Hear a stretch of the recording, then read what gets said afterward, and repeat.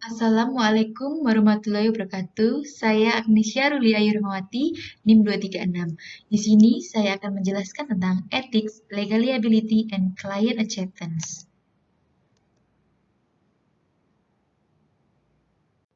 Yang pertama ada the fundamental principle of professional ethics yang terdiri dari integrity. Integritas mengacu pada kewajiban bahwa semua anggota badan profesional berterus terang dan jujur. Anggota tidak boleh dikaitkan dengan informasi yang salah secara material atau menyesatkan. Selanjutnya ada objectivity. Objektivitas mengacu pada kewajiban bahwa semua anggota badan profesional tidak membiarkan perasaan atau prasangka pribadi mereka mempengaruhi penilaian profesional mereka. Ketika seorang anggota yakin bahwa objektivitas mereka sedang terganggu, mereka harus menghentikan layanan mereka. Selanjutnya ada professional competence and due care. Kompetensi profesional dan kehati-hatian mengacu pada kewajiban bahwa semua anggota mempertahankan pengetahuan dan keterampilan mereka pada tingkat yang disyaratkan oleh badan profesional. Pencapaian kompetensi berasal dari pendidikan dan pengalaman kerja. Selanjutnya ada confidentiality, yaitu kerahasiaan mengacu pada kewajiban bahwa semua anggota badan profesional menahan diri untuk tidak mengungkapkan informasi kepada orang di luar tempat kerja mereka. Anggota harus menjaga kerahasiaan termasuk dalam lingkungan sosial. Professional behavior. Perilaku profesional mengacu pada kewajiban bahwa semua anggota badan profesional mematuhi peraturan dan perundang-undangan, dan memastikan bahwa mereka tidak merusak reputasi profesi. Selain itu, anggota tidak boleh merendahkan kualitas pekerjaan yang dihasilkan oleh orang lain atau mempertanyakan reputasi mereka. Selanjutnya ada independence. Kemandirian penting ketika mematuhi prinsip-prinsip etika untuk bertindak dengan integritas dan objektivitas. Terdapat dua bentuk kemandirian. Yang pertama, independence of mind. Kemandirian pikiran adalah kemampuan bertindak dengan integritas, objektivitas, dan skeptisisme profesional. Ini adalah kemampuan untuk membuat keputusan yang bebas dari bias keyakinan pribadi dan tekanan klien. Kemandirian pikiran juga disebut sebagai kemandirian yang sebenarnya. Selanjutnya ada independence in appearance, yaitu kemandirian dalam berpenampilan adalah keyakinan bahwa kemandirian pikiran telah tercapai. Tidaklah cukup bagi auditor untuk menjadi independen dari pikiran.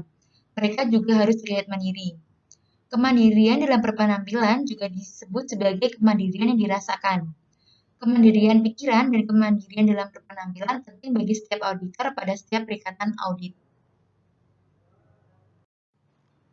Selanjutnya ada traits to independence. Terdapat 5 traits to independence. Yang pertama, self-interest trait, yaitu ancaman kepentingan pribadi yang mengacu pada ancaman yang dapat terjadi ketika kantor akuntan atau stafnya memiliki kepentingan keuangan pada klien audit.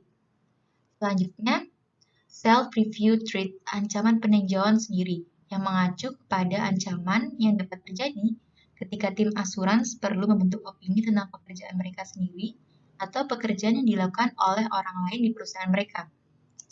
Yang ketiga, advocacy trait, yaitu ancaman advokasi yang mengacu pada ancaman yang dapat terjadi ketika kantor akuntan atau staf asuransinya bertindak atau diyakini bertindak atas nama klien asuransi.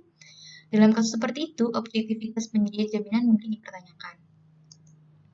Selanjutnya ada familiarity trait, yaitu ancaman keakraban, yang mengacu pada ancaman yang dapat terjadi ketika ada hubungan dekat atau berkembang antara perusahaan jaminan dan klien, atau antar anggota tim jaminan dan direktur atau karyawan klien, yang akibatnya tim jaminan menjadi terlalu peka terhadap kebutuhan klien dan kehilangan objektivitasnya.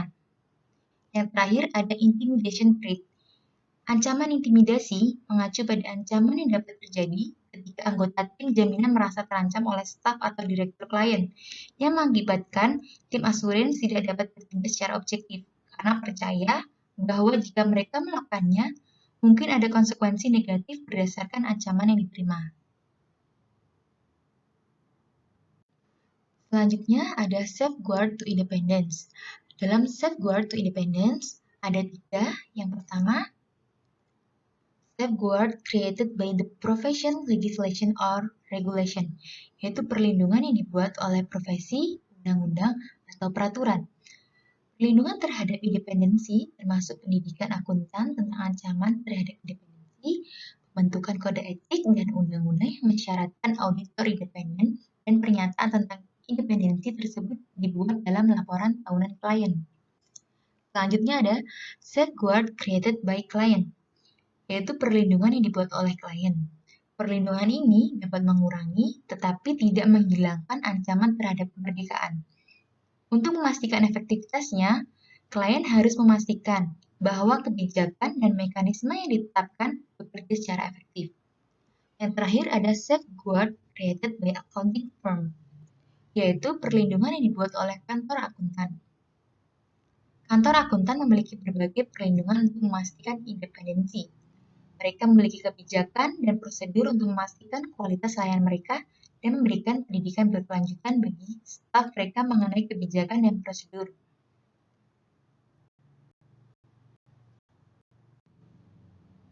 Selanjutnya ada the auditor relationship with others. Yang pertama, auditors and shareholders, yaitu auditor dan pemegang saham.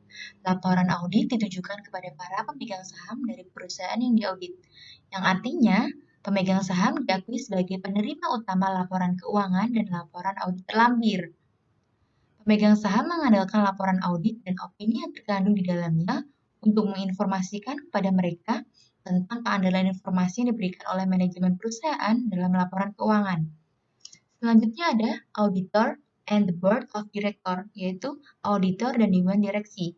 Dewan direksi mewakili pemegang saham dan mengawasi kegiatan perusahaan dan manajemennya. Dewan direksi umumnya terdiri dari campuran direktur eksekutif dan non-eksekutif.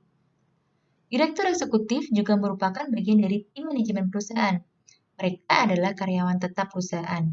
Sedangkan direktur non-eksekutif bukan dari tim manajemen perusahaan. Keterlibatan mereka terbatas pada mempersiapkan dan menghadiri rapat dewan. Selanjutnya, ada auditors and audit committee, yaitu auditors dan komite audit. Komite audit yang efektif akan meningkatkan independensi fungsi audit eksternal. Komite audit bertindak atas nama seluruh dewan direksi untuk memastikan bahwa laporan keuangan benar dan adil dan bahwa auditor eksternal telah akses ke semua catatan dan bukti lain yang diperlukan untuk membentuk opini mereka.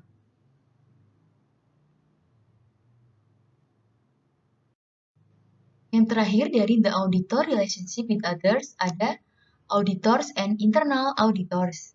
The role of internal audit and internal auditors is determined by those charged with governance, ideally the audit committee. Yaitu peran audit internal ditentukan oleh pihak yang bertanggung jawab atas tata kelola. Yang idealnya adalah komite audit, yang terdiri dari 4. Yang pertama, objectivity. Objektivitas mengacu pada bagian fungsi audit internal sesuai dengan struktur organisasi klien. Ini merupakan hal yang penting karena menetapkan tingkat independensi fungsi audit internal dari seluruh organisasi.